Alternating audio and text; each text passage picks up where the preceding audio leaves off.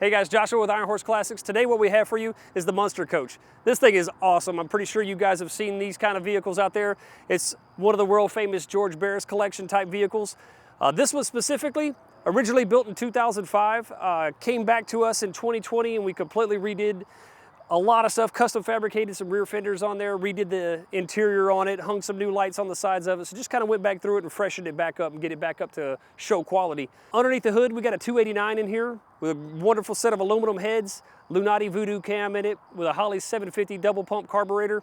It's mated to a C4 transmission, and underneath there, it's got a modified 8.8 rear end underneath it. So all Ford guts and internals for that piece. Those rear fenders, those were custom fabricated here in-house. A lot of custom fabrication on the air cleaner and to make those 8-pack carbs look good on there. So we got a really special treat because we have the owner of the vehicle here today. So he's gonna walk around with me. We're gonna talk about some of the features, some of the things, and then kind of the idea behind it and the original plans whenever we were building it. So let me go ahead and get the introductions in. All right, guys, we got David Dixon here. So he's the proud owner of the Munster Koach. So real quick, how long have you had this thing? So this was fabricated in 2005 by Mark Towell. He also runs a channel on Discovery called the Gotham Garage. Okay. Ruster Car Masters, I think. And he built this for a client of mine. It was built, it was in his collection until 2018. He passed away. And the curator was unloading a bunch of TV cars. There were 7 of them. And I somehow ended up with it by some luck. Great luck. I mean, this car is awesome. I don't need to tell you that.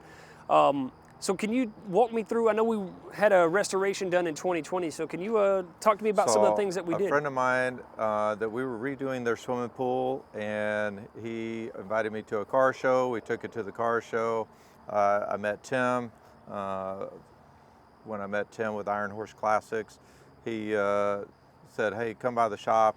And coincidentally, a fender fell off while we were going down Central Expressway.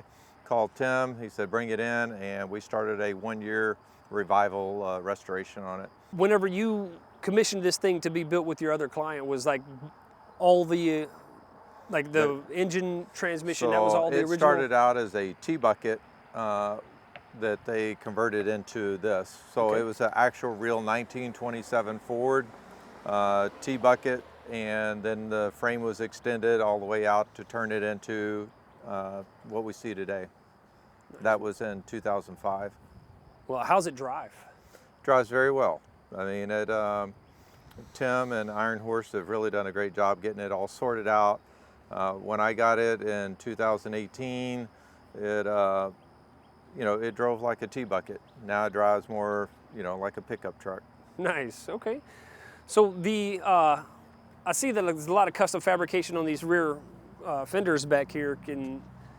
So is this the one that fell off originally? So it actually had 1927 original front and rear fenders on it, but they were so heavy they just kept falling down. We had them welded between 2005 and 2018 at least 7 different times, and they just kept falling off. And so when Tim got a hold of it, Ironhorse made them out of aluminum.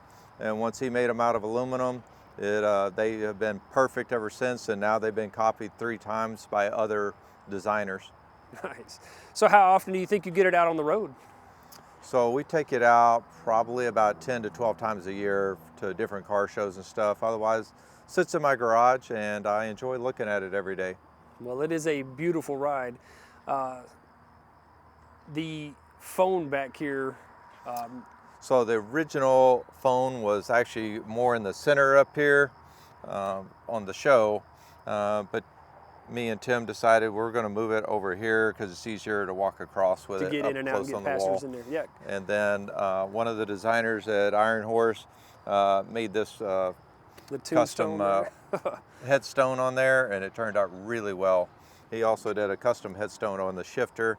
And this shifter was not even here when I got it. It was down on the floor. And obviously in the show, the shifter's all the way up. All the way up to the top, yep. And some have the T-handle, some had the red ball. I couldn't figure out where to get the T-handle. We ended up with that red ball, and Ironhorse was able to put the ball on there and custom manufacture that stick onto the existing small thing that was at the bottom, the original shifter.